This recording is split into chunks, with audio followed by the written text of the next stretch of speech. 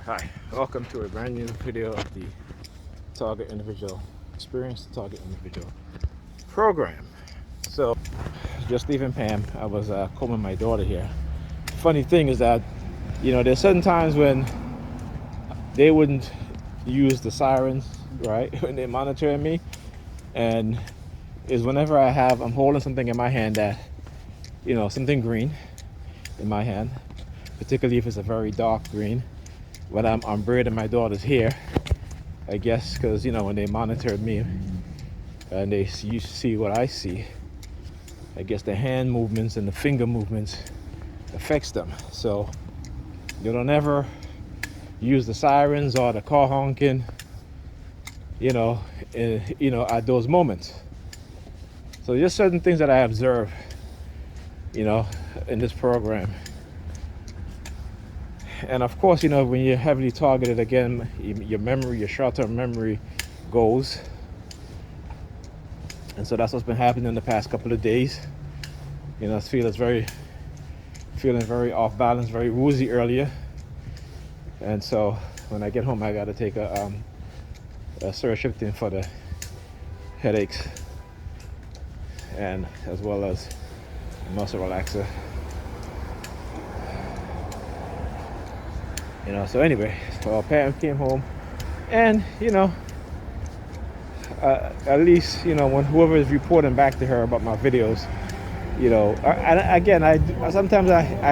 one of the reasons why, and I know they watch it, which is fine, because one of the purpose is that I hope that they will watch it, and that they would talk to her and be realistic with her and honest with her, because if when you go to the person that you care about with concerns, with like family members, because you know what I'm saying, and family members take that as if you don't care about the person.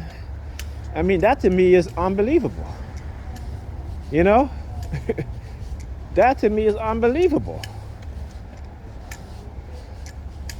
Okay, because again, that's why I don't when it comes to relationships, stuff like that, I learned not to get my family involved in it, at least, in terms of, because family will gas you up, because, of course, they're going to tell you what you want to hear, and that's the one thing that, I talked to one of my sisters about my relationship, because she's more honest with me, and, she listens to both sides, and,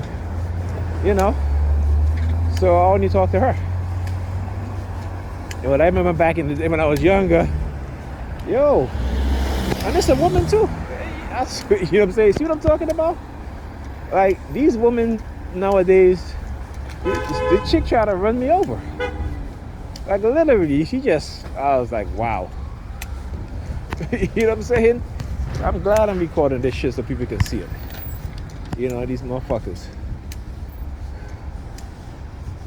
So anyway, as I was saying, so family will tell you what you want to hear, and it's usually the wrong thing. Okay, so I've learned a long time ago not to, at least, if you talk to your family about something, you don't just make a decision based on what they're telling you. That you tell them the truth. You be honest with them. Don't just tell them your side. Trying to make the other person look bad. Tell them the whole thing. Tell them the stuff that you did also. Right? And so, like I always tell them, I said, listen, even though me and Patty went through a thing, I said, listen, the fact is that I know for her it was difficult dealing with me and my target in terms of the stuff that I would say and accusing her. You know what I'm saying? But when I come fast forward, like I said, I definitely know that they went to her at some point. That I definitely know. And they do that by manipulating the individual or people that they know to. How many times we want to see you making a U-turn today? Look, was your license plate UTA 516, and there's always a gray car. Every time today, you look at the videos. Every time today, that a car made a U-turn in front of me, is always a gray car today. All right. It's not coincidence. You know what I'm saying? So yeah, you know, and like I said, it's you gotta be honest, and some people just can't be honest. You understand? Some people ask for honesty, and when they get honesty, they don't want to be honest themselves. And I always say, when you go into any relationship or a friendship, you cannot ask for honesty if you're not willing to give honesty yourself. You cannot ask for compassion if you're not willing to give compassion. You cannot ask for understanding if you're not willing to give understanding. You cannot ask for support if you're not willing to give support. And I mean the right kind of support. 'Cause a lot of times we think that we supporting people, and we'll give them money. That's not support. So being supportive of someone is trying to understand what it is they're going through, being compassionate, being considerate. Okay, if developing ways in which when you interact with the person, that you don't say anything. Yes, things will. You might say something, what have you, but you always got to make a conscious effort. And it's not about you not being yourself. It's about showing concern to another person. That's what it is. When you take people's feeling into consideration, and for people who like to claim, particularly black women who love to claim about their empath, they're only empathetic to the people who they're interested in. Where they feel some sort of deep connection, and it's not really a deep connection. Okay, it's more of an obsessive thing. Okay, because when you look at, like I tell people all the time who, they talk about, they waiting to find their true. I'm like, oh, that person my true love, and then 2 years later they get divorced. Well, that person was your true love, so how 2 years later you get divorced? And I said, we've been conditioned with the wrong meaning and understanding of what love is. Love doesn't come in the beginning. Love comes way after. Okay? What's more important to me is commitment, is loyalty, is honesty. You understand? It's respect. It's being considerate. Okay? Because a lot of people walk around and tell you that they love you, and they'll turn around and they'll do you dirt. You know what I'm saying? They'll do dirt to you. You know what I'm saying? So there you go. We have this Hollywood fantasy. We read, particularly black women and women in general, they read fantasy books, and they think that that's how it's supposed to be. Maybe temporarily, or maybe if you're a certain type of person, you look a certain way, you behave a certain way. But for the vast majority of men and women, that fantasy shit is not reality. Okay? Even people that have money, right? That can travel and do all this stuff. And a lot of them can't find the real love. So they live in the fantasy world. Or the fantasy world, I should say, not really. And so by the time they get older, now they're when the reality sets in, they wonder, and it's like, damn, I spent all these years and such and such, now I'm older, I have no one by my side, I have no such and such, because again, this is how they hijack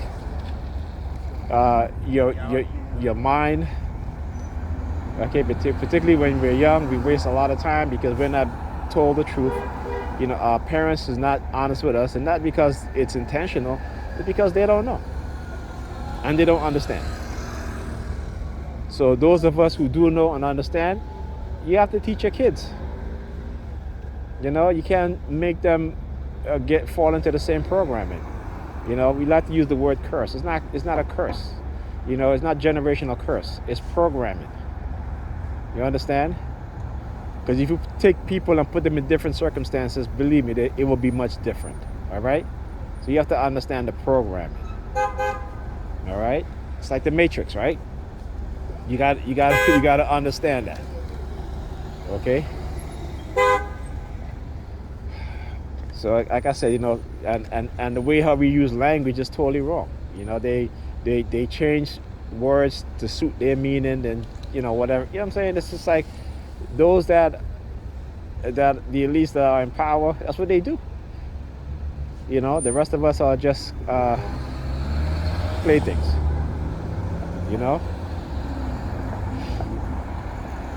So I mean, it's incredible. I was reading today about this 12-year-old boy that got killed by a cop. He got shot in the back. Shot in the back. Okay? you know, and then they're like, well, he had a gun, what have you. And it's like, you know, again, another young black child, 12 years old with a gun. Like, you know, seriously, like, come on, like, what's going, you know? I mean, stuff like that is infuriating. You know, but we turn around and we all blame each other, you know, to some degree, but we blame each other for the majority of it when we're not to blame for the majority of it. You know, that's something that we have to get our head around.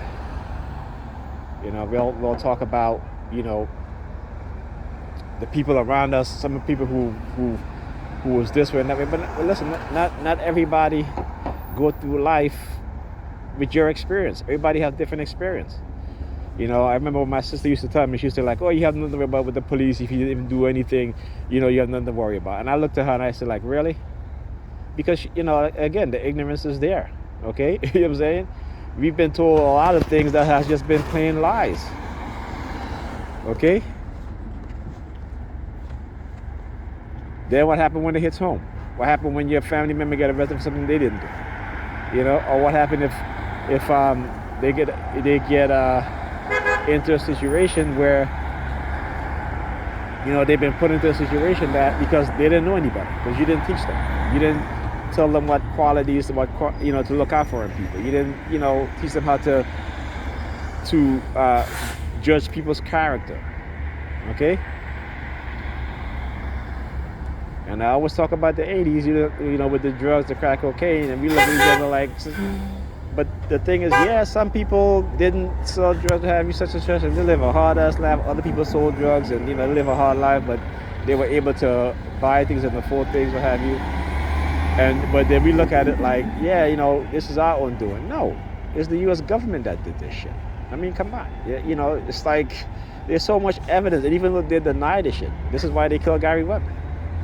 You know, again, and when they killed Michael Hastings, because he exposed what they were doing, what these generals within the U.S. government were doing, using psychological operations on senators and Congress persons.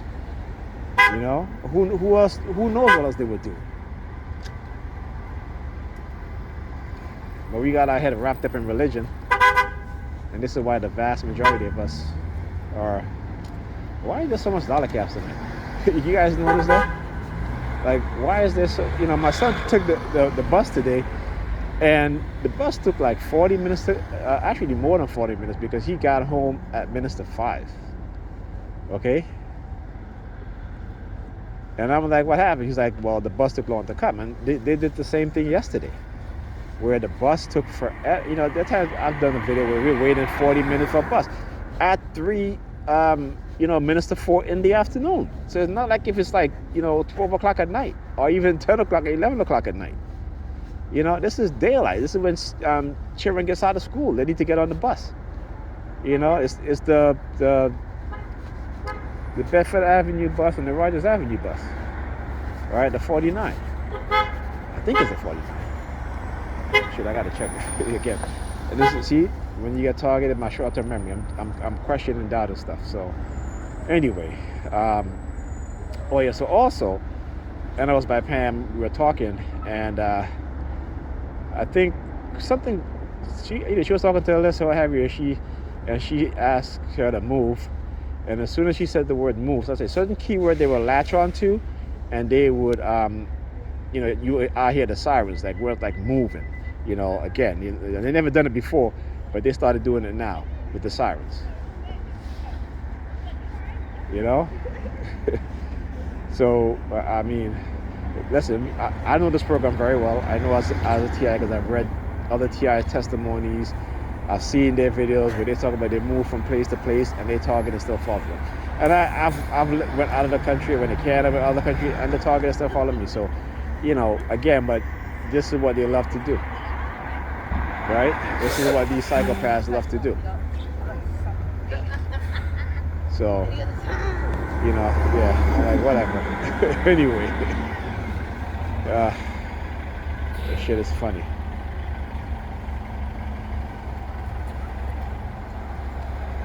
Shit is hilarious, man. Alright, well, my bus is coming. I was about to be like, what? It's another, having to wait for a long friggin' time.